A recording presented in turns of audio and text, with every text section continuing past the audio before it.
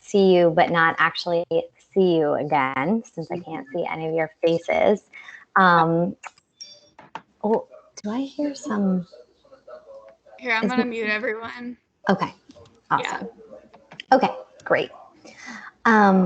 So today, you know, kind of we've gone on this journey of where all of the traveler information, anything that's related to a traveler exists, how you can interact with it on the traveler dashboard, in traveler profile, within the traveler applications and forms. And last week we kind of wrapped up with the application dashboard.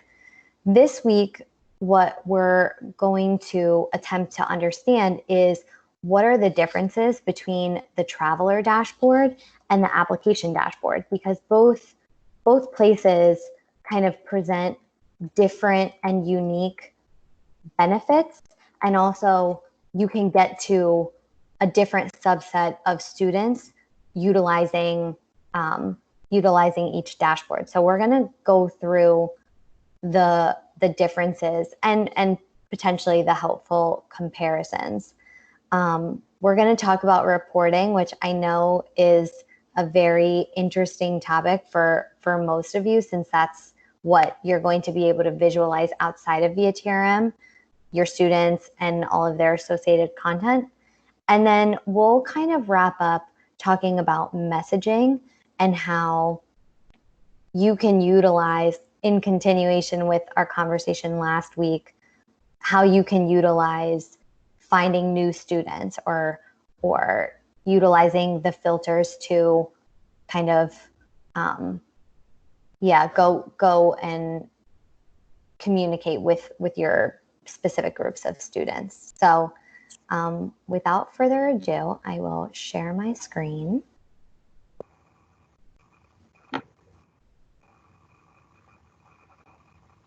Awesome. Can everyone see my screen? Yeah. Great. Okay. So here is, which I'm sure all of you at this point are extremely familiar with, the traveler dashboard and just kind of all of the filters that are associated with this dashboard: profile, academics, any of the intake, the applications, forms, and program preferences. Now, I told you all before that reporting can be done on this dashboard, and it can, utilizing these filters, you know, any of the filters that you expand, making your selection, clicking filter travelers. If there's any associated tracking step that you want to kind of take a look at, you know, maybe looking at cost issues and then seeing who's in the applying tracking step and kind of adding on the desired tracking step afterwards. So that's the rundown of how you can go about utilizing the filters to get down to your list. In relation to reporting, you can select specific folks to run a report. So if I only want to run a report on these two students, I would select those two students. Or if I wanted to select all or select one, it doesn't matter. And clicking generate a report, you're validated in how many folks you have by this counter. So that's as far as on the traveler dashboard. So what are the differences between the traveler dashboard? And I'll actually open up that application dashboard, which we talked about last week. What are the benefits of both?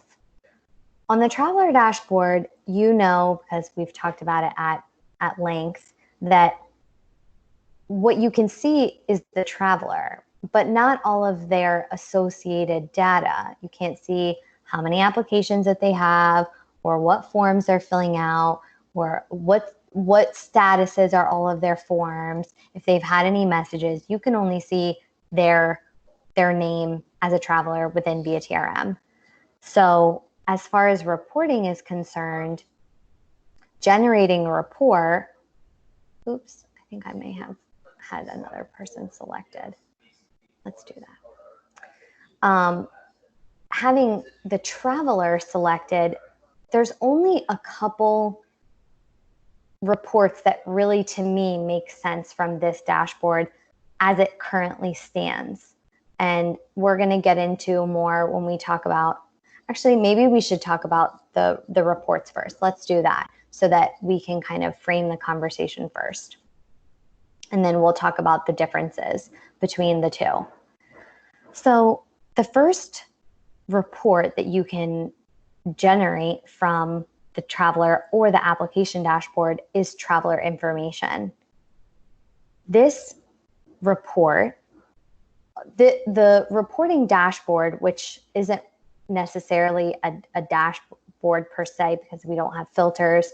We're planning on completely revamping our reporting suite to allow for more intense kind of drilling down to the list that you want. But as it stands right now, we've built a number of standard report templates for you to click and then generate information. So the first is traveler information. Traveler information is basically what you can see when you're looking at Tim Allen in his traveler profile, all of this information, which, as you can see, he didn't really fill out much. He just kind of came in probably and decided to put his journey on hold. But this content, traveler information, relates to all of the information that's present here in traveler profile within the traveler info tab. This is also going to include any custom fields that USG has created, really Margaret has created on an account level. So this is where all of your traveler info fields and custom field data will be present. You're not going to see anything in relation to applications, nothing in relation to forms, nothing in relation to program alternates, none of that. Just base information that is housed in traveler profile. And also something else to know, and we'll kind of compare this with each different standard report type, is that this button says download as a CSV. A CSV is a more plain version for anyone that's not familiar. It's a more plain text version of an Excel file. And you can actually open a CSV onto the Excel file if that's your viewing preference. So all of the folks, all 64 of these travelers that I selected will all be on one CSV. Each student will be its own row. But that's not the case for all of our reports, and we'll explain. The second is application content by program name and term. So naturally, what you're going to get on this standard report template is application data. All of the questions that Margaret has, kind of worked to create for all of the programs in USG's portfolio, along with some other additional columns with helpful information. So this is really, I like to characterize these report templates as high visibility, medium visibility, and low visibility. So this is the highest level of visibility that you're going to see within ViaTRM. You're going to see actual application data that's been added to the application by the traveler or the admin on the traveler's behalf. So this is the most drilled down that you can get. Whereas traveler information, in my opinion, is more medium or low visibility because you're only seeing through the lens of the traveler profile. Couple things to note is that, as you can see, it says by program name and term. How is that relevant? And also download as zip. And here's my computer almost going to die. So thankfully, I always have my cord handy and crisis averted. So the button that now changed from the traveler information says download as zip. For anyone who is unfamiliar with a zip file, it's a file that you download that houses a collection of documents, CSVs in particular. So you're not going to get one file, one CSV that has all of the information. Because as you know, USG has multiple programs with multiple terms within their portfolio. So VIA is going to say, okay, for Carla's program in Porto, she has multiple terms because USG has gone through several application cycles with VIA TRM and are hoping to, of course, have more terms in the future when it's, of course, safe to travel.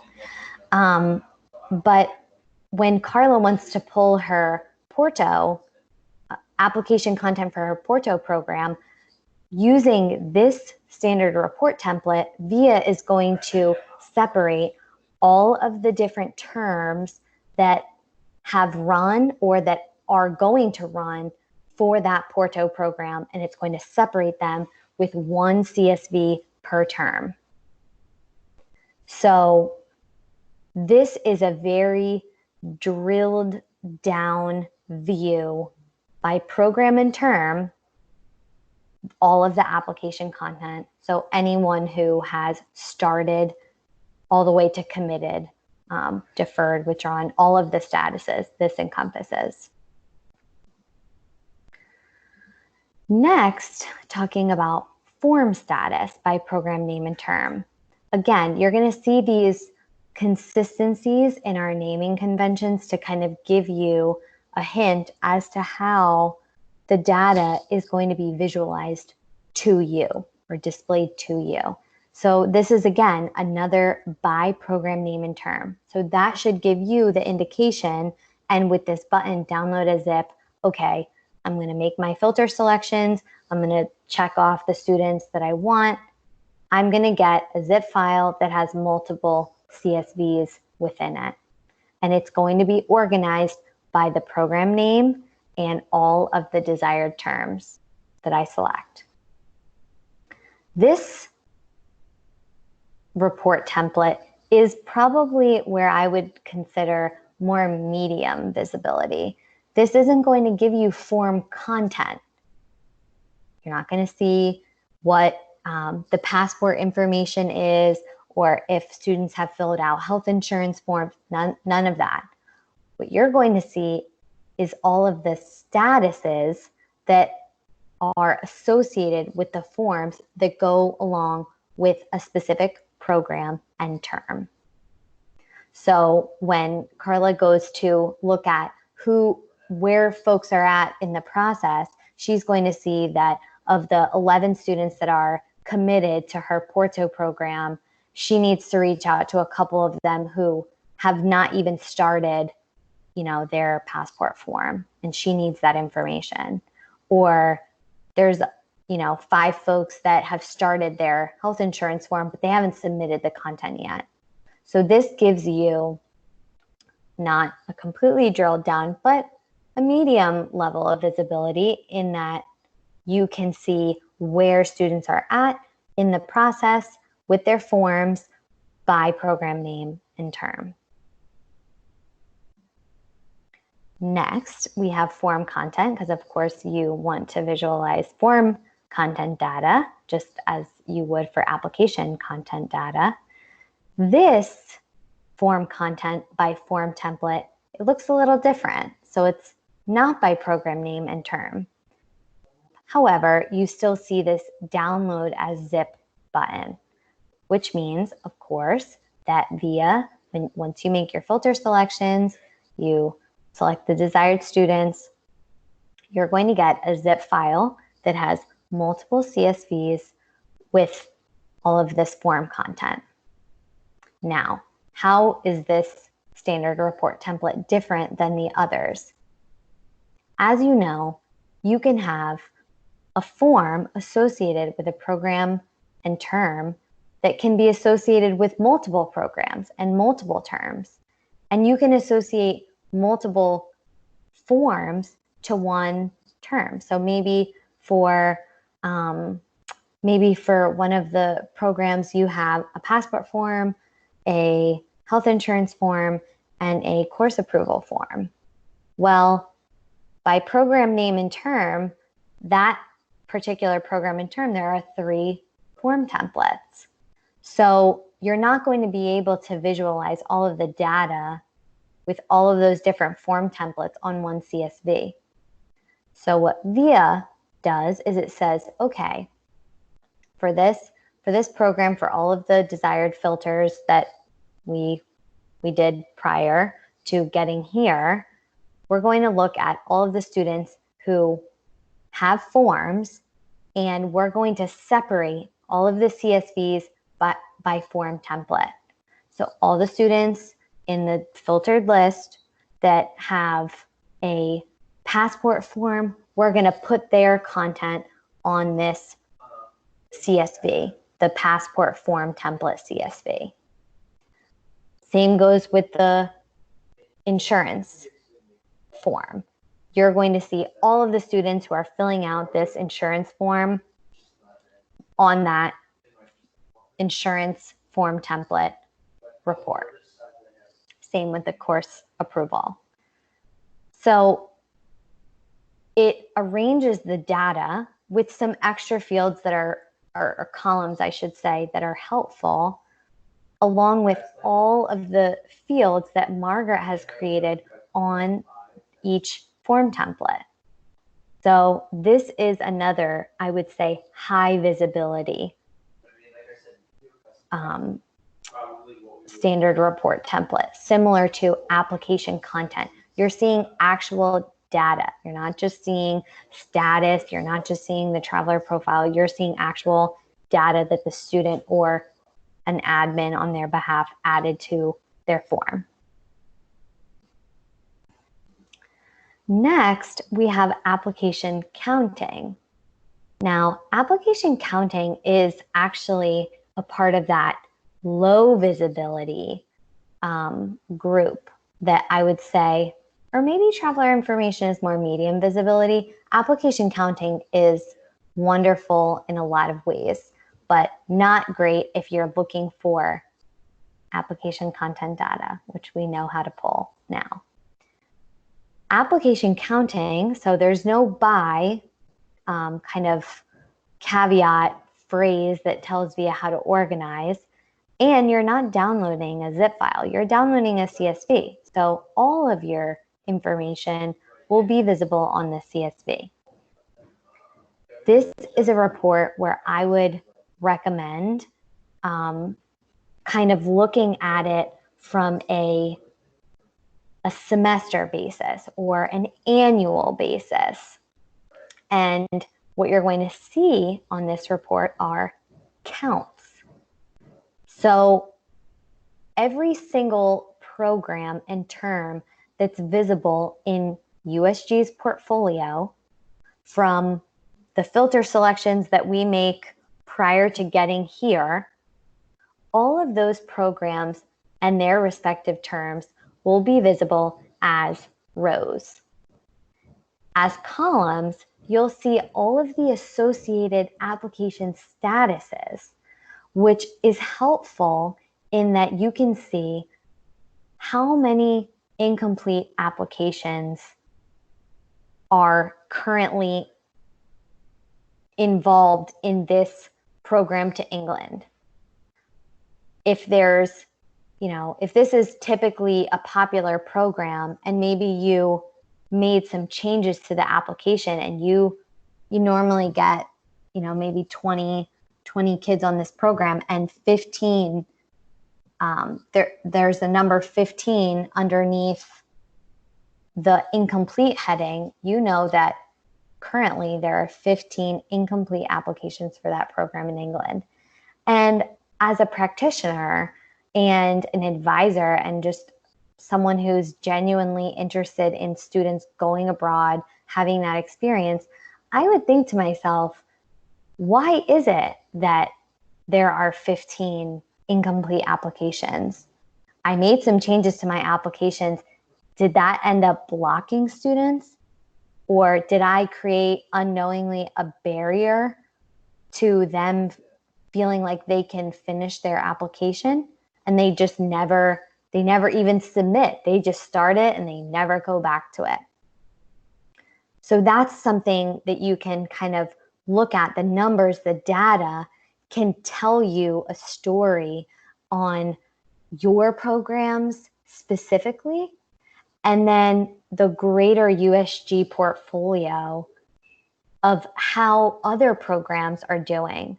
You know, maybe you created a new program to Brazil and you did a ton of marketing for it, and you had 37 students committed to this program. It's brand new.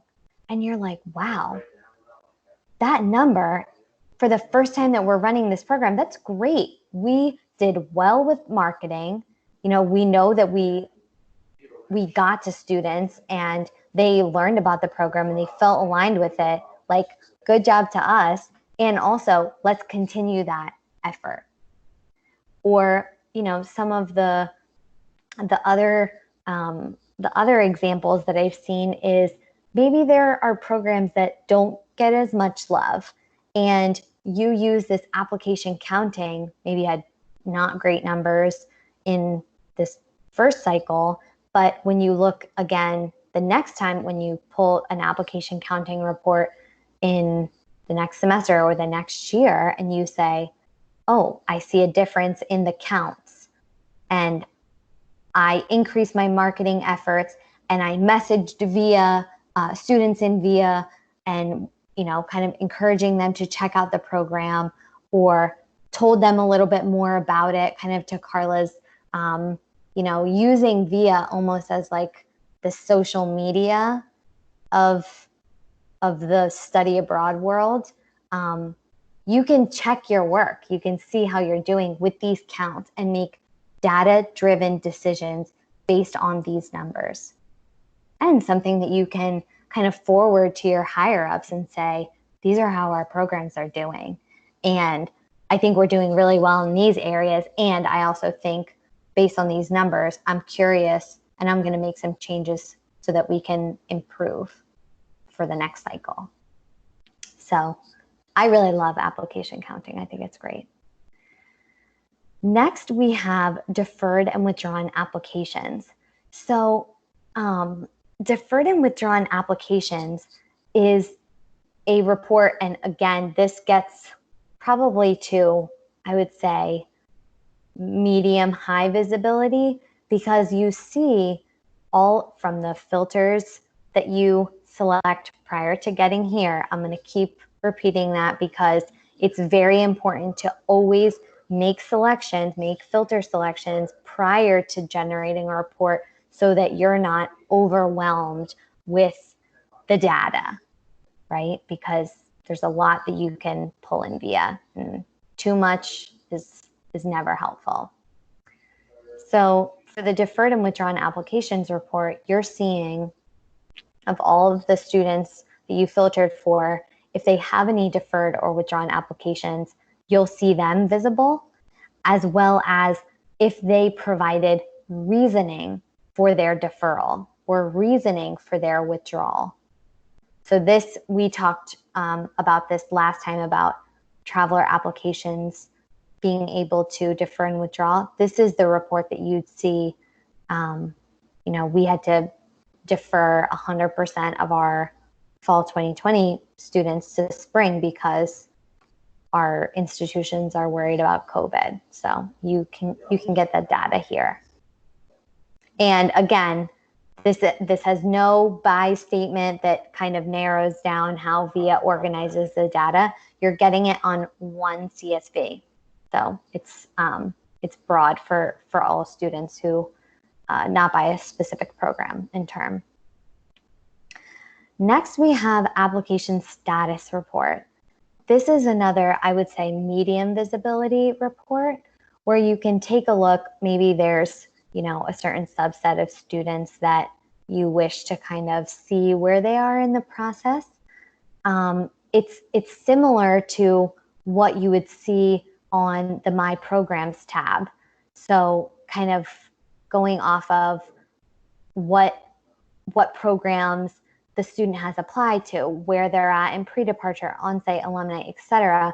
This application status report will allow you to see, based on application statuses, where students are at in the process. So you're not going to see application content. You're going to see just to the status level. Next, which is probably one of my favorites, is participation report. And I know that not all schools submit data to Open Doors, but for anyone who does, and you can put your hand up in the chat or whatever, this report is for you. We worked with some kind of veteran clients who have been groaning about the Open Door data pull process for a number of years. And we actually created this standard report template so that you don't have to generate multiple data collections and then tie them together and then work on, all the other things that you have to do to submit. You can pull one CSV and all of your Open Doors data will be present. So this is only for committed students. So those students who actually went abroad. But yeah, we actually had a client use this participation report this past data submission period, and she said that it saved her life. So hoping that for anyone who does do reporting to Open Doors, you can feel the same way come next year. Next, we have application content by app template. And if you're wondering, well, we already talked about an application content standard report template. You're exactly right. We talked about application content by program name and term. So what's the difference between these two? Well, the answer is that the data is displayed, it's organized differently, and it's displayed to you differently. You're still going to get a zip file with application content by app template, and you still have this by statement by application template. So you know that VIA is going to organize all of the app content data based on a specific parameter, i.e. the application template. If USG uses, several application templates, Margaret, you can chime in, or if there's a specific template per program, I'm curious to know. There's not. We just use one template for all USGG programs, and then anything else that we need, we do in forms. Okay, great. So what Margaret just said is that this one template is used throughout, it's used widespread throughout all programs that are within USG's account. What that allows you to do is to say, I don't want to look at application content data with the lens of a program and term. What I want is to see everyone on one CSV by application template. So VIA isn't going to, it's not going to separate, to my earlier example, all of Carla's Porto program and terms as each one an individual CSV. We're going to have all of the Porto terms.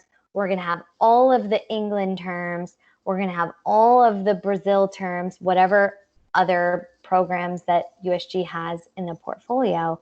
You're going to see all of that on this application content by app template because they all share a common app template. So this is high visibility, zoomed out. You're looking at all of USG's, travelers and their application content. Whereas this other report is, I only want to see based on this one program for this one particular term. So you're going to get the same data generated on the application, on both of these report templates, i.e. the application content. But VIA will organize the data differently based on if you want it to be by program name and term, or if you'd prefer by app template. And then finally, we have this application alternates report. So this refers to when students have all of their different program alternates, you can visualize all of this data on a generated report. And it's coming through as one CSV. So all of the associated programs, terms, anyone who has within your filter selection that you did prior, all of those students and their associated applications with alternates will appear on this report. So that is our reporting suite as it stands right now.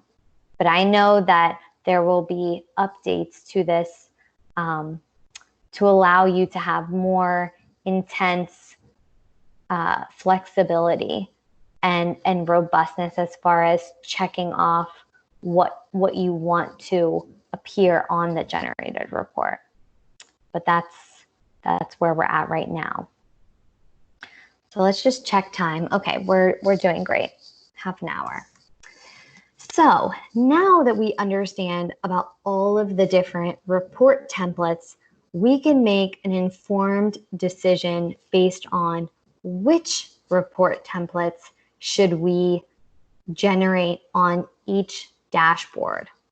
Well, thinking about it based on how you can visualize the data. So I keep saying on the traveler dashboard, you're looking at travelers. All of these filters are related to travelers, apart from, of course, these application and form filter groups, which, by the way, even if you utilize any of these filters, you're still going to be given back. Let's see if there's any submitted. Okay, so there's 12 students right now, 12 travelers who have a submitted application. But you don't know what the application is or what the term is, or you don't see all of that associated data. So in my opinion, generating a report from this dashboard should really be thought of this as a marketing dashboard and utilizing the traveler information, I would say, traveler information, and potentially these form status, form content, those reports, because we don't have a form dashboard available. The rest of the application, or the rest of the report templates, refer to applications, which, as we know, we went through in great detail last week about what the application dashboard is, what it can do, all of the filters associated and how they're unique to this dashboard. My personal recommendation for all of you is to only generate a report that is in regards to applications from this dashboard. Filtering for applications on this dashboard is going to give you a lot more information than you really need. Why? Because you can't filter down with only these couple filters. You can't see all of the associated applications. So inherently, you're not going to get down to that very small list or that very specific cohort that you're looking for that particular program in that particular status. This dashboard wasn't built that way. It was built to encompass all traveler information. So I strongly advise against generating report application content or anything related to applications on reports from this dashboard. This is where you'll need to live, or you should live, in my opinion. You can pull reports, any report. I said last week, generating a report is identical from both dashboards. You have all of the same report templates available here as you do there. But what you don't have are all of these very specific filters, all of this information as far as what the program is, what the application template is, what the application status is, etc., that you just don't have that visibility on the traveler dashboard, and you're not meant to, right? So keep in mind as you're going through these next cycles that this is really going to be helpful for you to say, okay, I'm only going to generate a report for this program with this specific term in this particular status with students that have this alternate. You can do all of that here, and you can generate a report accordingly. So that is my kind of positives and negatives as far as reporting goes, and the differences between the traveler dashboard and the application dashboard, and their similarities. They do have some similarities, but so I hope that everyone is feeling good about that content. And I'm actually wondering if anyone has any specific questions before we move on to messaging. I think now would be an okay time to chat through.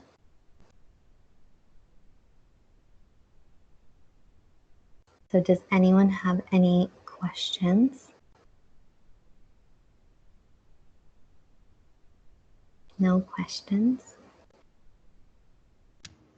One thing just to point out is when you, as a rep, you might want to use the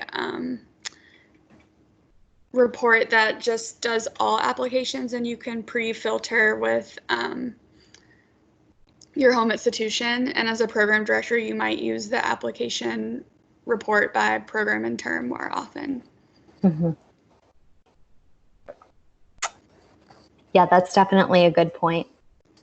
And utilizing your saved filters, maybe you on the application dashboard or even on the traveler dashboard, you save those filters. You can then kind of save yourself some clicks and make that generating a report process much more streamlined when you go back in multiple times. Definitely.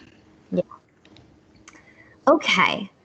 So if no one has any questions, we'll get back to messaging. So, okay, thinking about messaging, and this is something actually that I didn't even mention previously when talking about the traveler and the application dashboard, is that if you recall, you can message from both dashboards. You can message on the application dashboard and you can message on the traveler dashboard. Now, the difference is that messaging on the traveler dashboard, you're messaging that particular traveler. I only want to reach out to Lady Gaga. I'm going to message her from this dashboard, completely unrelated to any application or form or whatever. This is specific to just her holistically as a student. On the application dashboard, you're saying, okay, in regards to Amy Poehler's hospitality exchange at Hong Kong Polytechnic University application, you're saying, okay, I need to reach out to Amy for a specific reason based on this program and application. That is the level of thinking that I encourage you all to kind of guide you as you're going through, wanting to reach out to students in VIA, because each of these different contexts allow you to kind of frame up your message in a different way. Maybe on this dashboard, and actually Margaret and I chatted about this last week, is that, we have a couple clients that actually look at this interested bucket, right? They're like, this is great information. I want to see who's new in my account. So actually, I'm going to look at, in this intake filter group, I'm going to say, okay, from a sign up date, maybe we're looking at, June 1st to July 28th, today's date. Let me see who signed up, and then apply that specific tracking step and say, oh my gosh, 3 students signed up. In the midst of all of the global chaos, 3 more students came into VIA and they're checking out programs. I'm going to message them.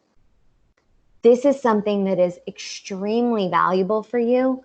And we chatted through this last time, is this notion of nurturing students.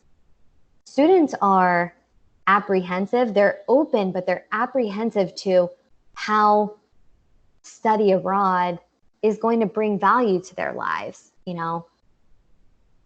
Colleges and education is expensive. They want to feel validated. So keeping in mind and maybe going through this process of, okay, once a week or once a month, I'm going to check my sign-up dates and see who's interested.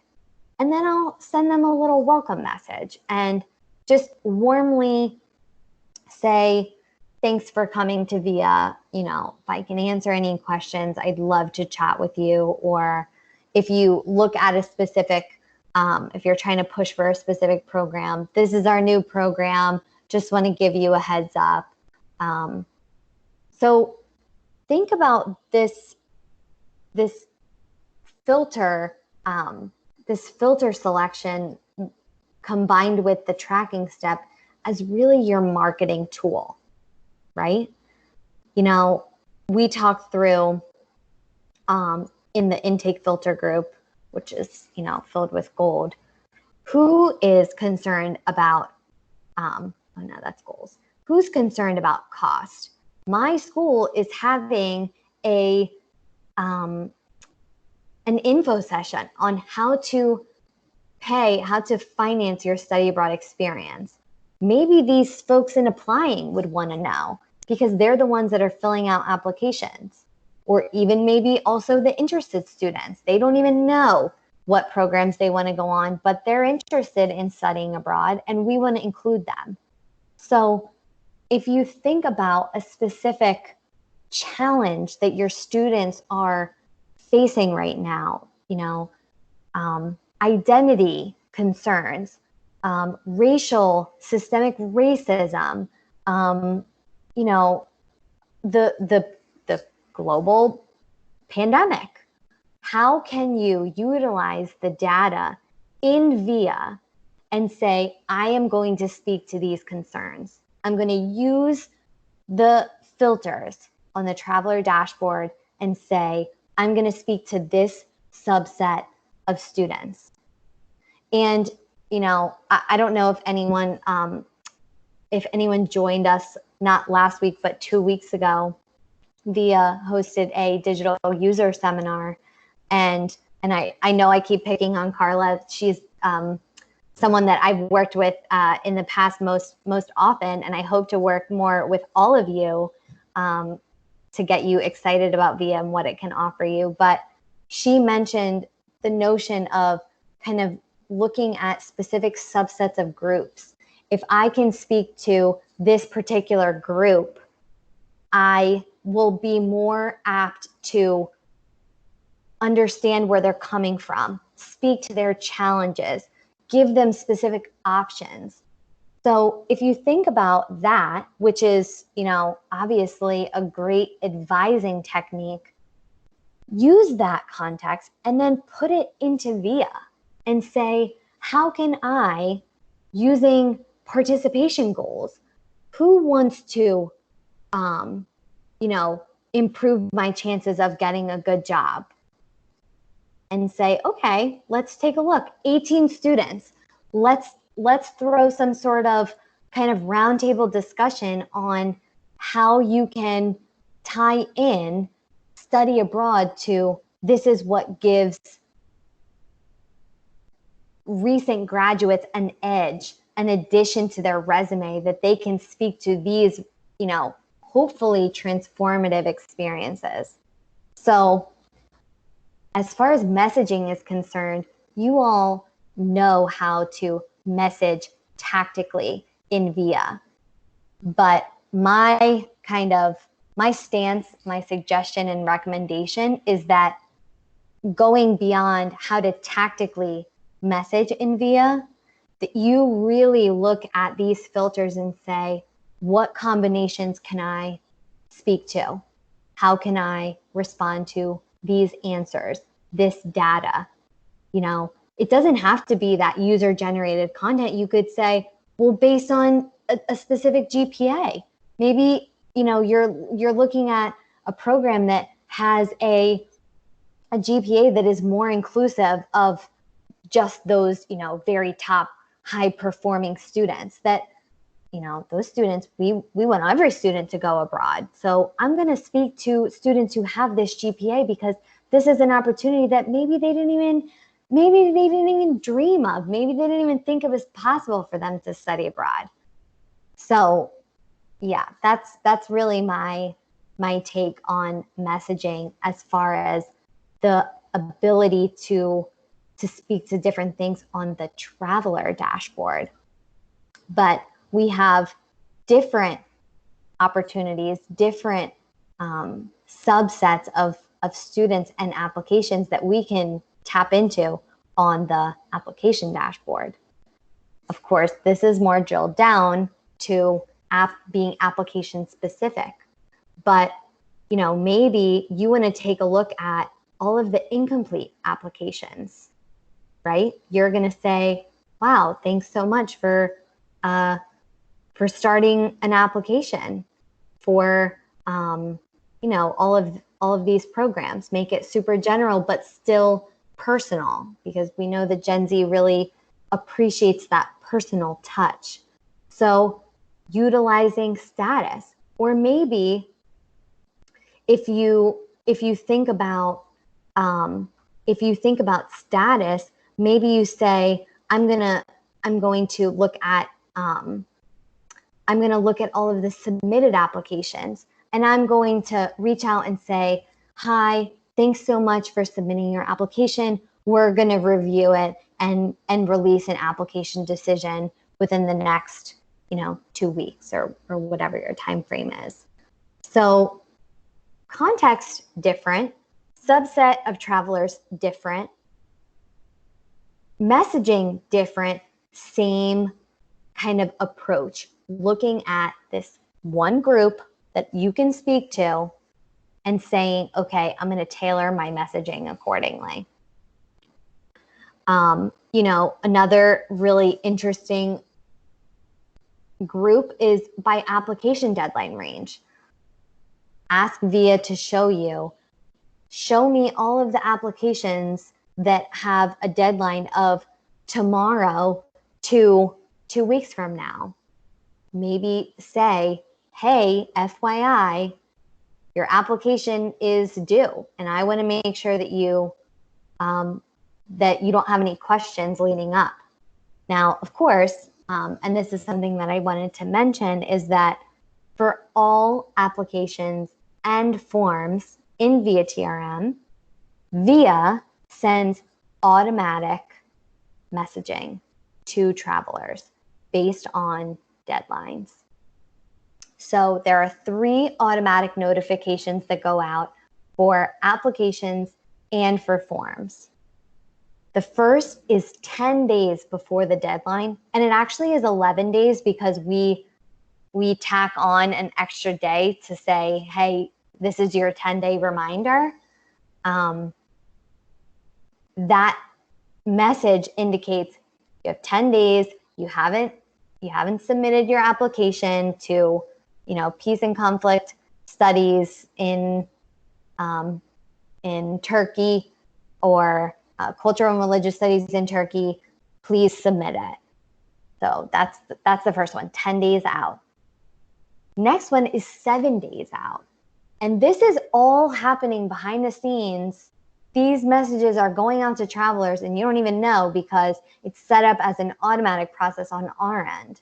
So you can, of course you can rely on that messaging, but maybe you want to supplement, 7 days out, students get the message from VIA directly, but you say, I know, of course we're coming up on the 7-day reminder. If you have any questions on this specific section of the application, I know some other students had questions, just want to be proactive and give you the information now in case you had the same questions. Something to that effect. So that's the second automatic reminder. The third automatic reminder is the 1-day reminder. Hey, your application is due in 1 day to cultural and religious studies in Turkey. FYI, you haven't submitted, please submit. Of course, I'm improvising on the language, but that's the sentiment that is captured in those automatic notifications. Not messaging, none of these automatic reminders, that content that's on those emails, it can't be edited because it's coming directly from us. But again, as a supplement to those emails, you could speak to something else in conjunction with those reminders. So that is what I want to kind of train or guide you to think about on this dashboard, which is vastly different from your traveler dashboard. You have so many different filter selections. Maybe, if ever program alternates come into play, you could say, I'm curious to know. I see that you've chosen women's studies in South Africa as a first alternate. I'm curious to understand where you're coming from, how that program aligns with you if you are, if your first choice is culinary internship in Bologna. Start a dialogue with the data that you have. So those are things that I'd like for you to be thinking about as you're moving through future cohorts, because I think it's going to be so important, especially with these next groups, these next subset of students, because they're hungry to go, but they're not going to go unless they are really validated that this is going to be a worthwhile experience for them. So that is my explanation on messaging. Any questions?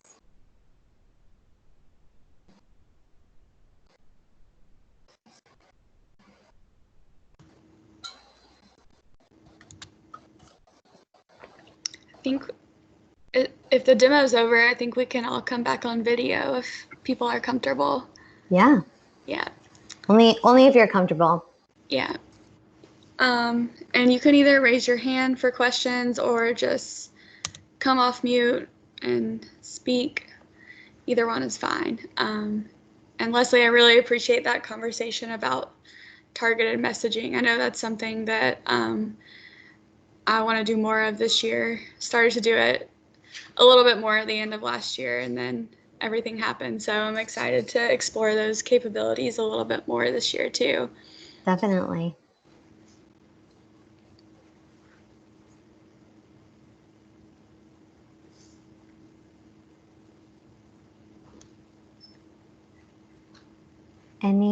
Oh, here's Carla. Go Hello. right ahead. Hello. So I really liked your, the way that you talked us through the messaging and the power you can have with choosing those filters. I hadn't thought of that before, but like GPA, that's really creative. Like you could take a lower GPA student or a regular one or a super high one and really target them with different kinds of tone and encouragement based on what they've already done. I have found that most of the applicants, they're really like superstar students, I think. I've just found them to be really strong and interesting. But I think it's the lowish, the ones that are just making the GPA really need like support. So over this summer, I had a student, I think she's like in her, I don't know, maybe in her, middle 40s or something. And she just said she grew up without, it was kind of sad, but, she grew up without a mom and she just had a grandma who was super busy. And she said, you're one of the first people that just really nurtured me to try to become academic. So I think that that's the kind of place where you can really change someone's life. I mean, the super talented kids, I'm not saying they could do, they can do a lot. It's really, I really want to deepen my connection with the students that feel less spoken to. It's less part of their life and their conversations. So anyhow, it was a good tip and I'm going to start thinking more about that. So thank you. Awesome. Yeah, I definitely agree, and I think that it's an interesting kind of dilemma internally. You always have those students that, whether they're in your class, whether they're at work, literally in any setting, that are always raising their hand. And admittedly, to all of you, I'm that person that's always raising my hand and always want to contribute because I love feeling a part. And I never had that fear of raising my hand. But what about all those students that are, more quiet in nature, or they're more anxious about specific concerns? So, utilizing the data and also thinking about tone, thinking about frequency, and changing that so that it's not a one size fits all model. Everyone is different. Everyone has unique needs and unique concerns. So how can we differentiate ourselves and be agile so that every student can feel that kind of belonging? Mm-hmm. One thing I'll say, and this is specific to GPA, is because ours is not connected to the student's like banner profile at their home institution. It's not going to bring in their GPA like it would maybe if it was a single sign-on situation. So just kind of keep that in mind, that any GPA that's reported is going to be basically a student self-reporting it in their initial sign-up, because we don't even ask it in the application. The reps have to basically just approve that they're in good academic standing. So some of those things, and that's just specific to GPA, but if you find something like that where you're trying to filter and you're thinking like, this doesn't seem right, what it's producing, it might be because of something like that.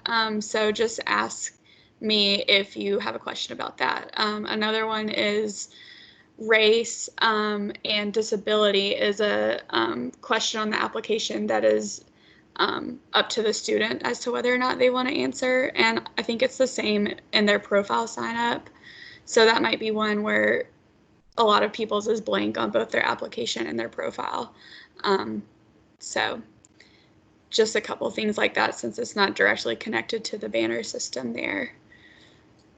Gotcha. That's a good point. Any other questions or comments?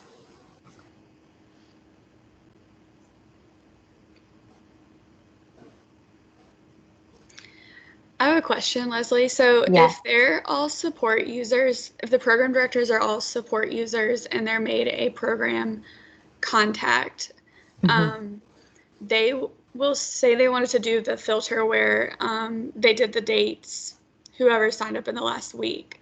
Everyone that they will see is everyone who signed up for via TRM, USG Goes Global, not USG Goes Global London, for example, just because they're the London program contact. They will see everyone. That's correct. And actually, that's a good point to mention, is that for all of the folks that are occasional users, if you are an occasional user, which is, you know, the base tier role that you can have in VIA with that very specific purview of only your students, when you sign on to VIA and you're looking at that sign up date, maybe you only see, you know, maybe you see 0 people in the interested tracking step. The reason being is that you're only by default with that user role, you're only seeing students that have favorited or applied to your program, you know, to which that you're assigned. So if that number is 0, that means that there have been no students who have signed up and favorited your program. Whereas for the support users, they're looking at their account and they're seeing everyone who signed up, whether their program has been favorited or not, with the context of the interested tracking step. And yeah, and that's actually why we've made everyone, program directors and institutional representatives, support users, because we want you all to be empowered to go in and look at a student who's signed up and has not favorited a program or started an application, and look at their major and feel free to reach out to them and say like, hey, you might want to take these courses on the program that I'm leading. We want everyone to be able to do that without any barriers. So just know that, you know, unless you are filtering for the student who's applied to your program or the student who's shown interest in your program, you're going to see everyone who's even created a profile as a program director or an institutional representative.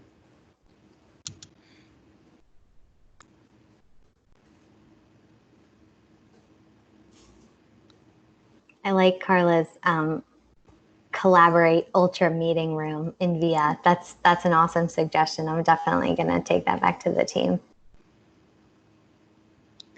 Yeah. Anything else? Well, just really super quick. So I was thinking when we were talking about all this connecting and how deeply you can connect and all the choices you can make, but I think a lot of the Brunswick Georgia students really would have benefited from seeing the faces of some of the other students. They're just a little bit less familiar with study abroad, and our campus is kind of new to it. So anyhow, that would be an awesome feature, I think. Definitely. Anyone else? You know, Margaret, that might be something we could do in GoView. Once students are... if they want to like upload a picture or something? Well, not only that, but Collaborate Ultra is a tool in GoView. Oh, okay. You know, so once students are enrolled in their classes, or if we wanted to take the extra step of, I don't know, setting up a dummy class in there and dumping everyone in the program into it, which might be beneficial for other reasons, says a program director, that could be not to take work and innovation away from Leslie, but it might be something we could do in GoView. Yeah, that's a good point too. I don't know what GoView is, but I can say that now that there are two new things that I have learned from this group, Microsoft Teams and whatever this GoView is. So thank you for continuing to stretch my technological muscles. You know, it's like it's Georgia's version of like the learning management course tool. Okay. So it's how they take their, is that what you call that? Everyone in the class is in the online platform. It's our branding of Brightspace D2L. So if you want to Google something, Google Brightspace D2L. I will, Laura. Brightspace. We're glad we could teach you something after everything that you've taught us, Leslie. Oh my gosh, of course. Always learning. Every single day there's something else that I discover. So the learning never stops.